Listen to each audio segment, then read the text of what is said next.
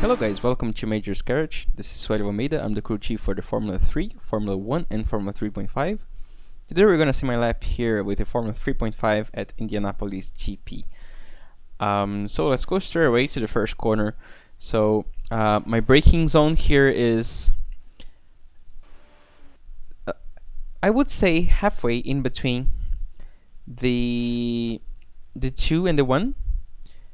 But I actually count 3, 2, and then I brake before, like 50% where I would count the 2.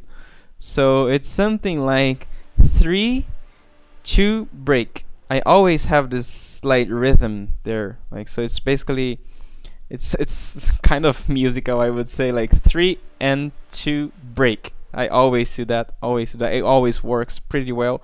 But you can basically say that is halfway between the 2 and the 1. So that works perfectly. You want to be, as you can see here, super ultra close to the wall to maximize your entry. And then I'm braking to 100% at the beginning, and then I'm almost immediately starting to slowly release. And as I'm churning, I really drop the brakes just to the trail braking area. They're around 5 to 10%. And then I'm really close to this curb here, but I don't want to touch it. It's a little bit too aggressive. It's a little bit too high for this car. So just touching this curb, just basically not touching, just missing it actually. Just missing the curb. And then getting back on the throttle here. Don't bring your car too early to the left. As you can see, I'm still bringing my car a little bit to the right so I can prepare and touch the curb slightly later than that. As you can see here, I'm just touching the curb, but not too much. This car now with the update, it's quite gentle here, but you still need to be quite careful with this little bump that we have here. So as you can see, I'm not carrying 100%. I'm really being super progressive on the throttle application here. Then you can really bring the car a lot to the right here. You can go over this curb, but you have to leave it go to the left early, and for that you have to actually unwind the wheel, because it's if you just keep churning like that, and this is super easy to do without noticing. You can just kind of follow this darker line here, and you end up with a terrible line for the corner. So as you can see, I'm really opening up super early and letting my car be as close as possible. Actually, we can even use more of this curb. As you can see, I did not let the car go to the left as much as I could. And then you can see that even while churning, you will have to brake a little bit. So before braking, I'm churning a little bit, but then as I start braking, I slightly unwind the wheel just to make sure that I'm not abusing on my front tires and that the car doesn't be unsettled. So I'm really doing that, and then almost immediately releasing the brakes and just managing the trail braking here to make the car super gentle on this entry. And then I'm carrying that brakes all the way until I get back on the throttle. As you can see, I'm barely coasting in between, so I'm basically just transitioning from the brakes to the throttle. Alright, so letting the car come to the left as early as possible, and then braking very gently, maybe slightly unwinding the wheel just to be sure that you're braking well here, just to be sure that you're stopping the car well. And then almost immediately you start releasing again, and you carry almost no brakes, just a little bit of brakes to load up the front tires and give a little bit more churning performance here.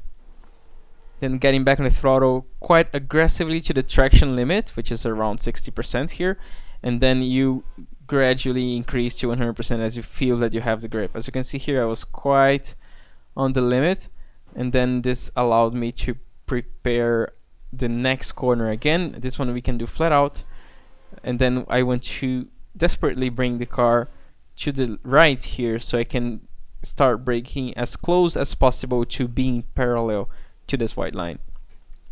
Then braking to this corner, we have to be super patient. As you can see, I'm not braking too hard. I'm kind of doing a double apex here. Not kind, I'm actually doing a double apex here. So as you can see, I'm bringing my car quite early and being super close to this curb, but then the car goes wide, and then I bring it back to the second apex around here. And the second apex will be actually the entry for the next corner. So as you can see, I want to be super parallel to this white line, and then and that allows me to have a very, very good turning line here for the next corner. Not really using this curve here, it's a little bit too high, it unsettles the car. So as you can see, I prefer to just miss it and go over the white line, and this will allow me to have a very good acceleration here out of this corner. About this exit, you will get a slowdown if you touch the DRS sign here. As you can see, I'm trying to just keep the inside tire still on the curb. Maybe a safe measure would be, a safe reference would be having some tires maybe barely touching the white line here. If you are touching the white line on this exit, you will not get a slowdown, so that's super safe to do in a race. Then going to the last tricky sector here, my braking reference is somewhere in between the end of the concrete wall here and this end of the clear curb here. As you can see, it's somewhere in between. So as you can see, I pass some cars, maybe 2-3 cars, and then I'm already starting to brake. Here we're braking actually not super hard, because I'm braking quickly, but I'm not going to 100%, because we are braking and then almost immediately we start turning. So I'm punching the brakes, but I'm not going all the way to 100%. So I'm braking quickly, but not super hard. And then we already immediately start releasing the brakes and churn to carry as much speed as possible. We have to really make use of the downforce here. This car has a lot of turning performance under higher speed. And then we can definitely use this curve here and then accelerate a little bit more, and then already immediately, as you can see, that I'm trying to still have my car a little bit to the left here, so I can prepare this corner and not touch this curb too early. As you can see, the curb starts here and I'm still turning in, and I actually start using the second half of it. And then you can see how I'm really trying to keep the car on the inside here. And when I get to this curb, I realize that coasting actually is quicker than trail braking. So I'm just coasting, no brakes, no throttle, waiting the curb to pull my car to the right, so I can prepare the next left-hander. And this is super important here. So you see how I'm really having my car a lot to the right here. And then I change direction quite quickly. As you can see on my wheel, I'm just boom to the other side and using this curb here. Be careful with the bumps that we have here, so you have to be quite gentle with the throttle and wait the car to settle before we accelerate again, and then bring the car as much as possible to the left so you can prepare the last corner here. And then we really use this entire area here. As you can see, I have my 4 tires on the inside of the white line, and I had nothing. I had no off track, no slowdown, so we can definitely use that. Then again, there's a slight bump here, this one. So be really careful with that. When you're under throttle, it's very easy to spin here. So being super consistent and progressive with the throttle application, but not at 100% just yet. And when the car is settled from the bumps, when you see that it's stabilized, you can then go 100%. And then you can just stay here to the inside, trying not to be too aggressive while turning, and then just skipping on the inside here for this last corner on the oval too.